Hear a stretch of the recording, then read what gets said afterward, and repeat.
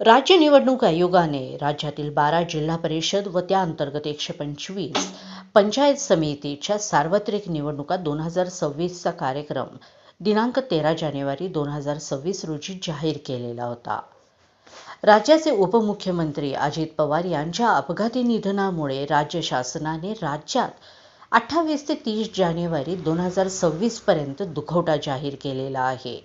या पार्श्वभूमीवर राज्य निवडणूक आयोगाने निवडणुकीचा उर्वरित टप्प्यात सुधारित कार्यक्रम जाहीर केलेला आहे. कार्यक्रम पुढीलप्रमाणे. जिल्हाधिकारी यांनी निवडणुकीच्या सुधारित कार्यक्रमाची सूचना प्रसिद्ध करण्याची तारीख 31 जानेवारी 2026. मतदानाची तारीख 7 फेब्रुवारी 2026. सकाळी 7:30 ते सायंकाळी 5:30 पर्यंत. मतमोजणीची तारीख 9 फेब्रुवारी 2026 सकाळी 10 पासून.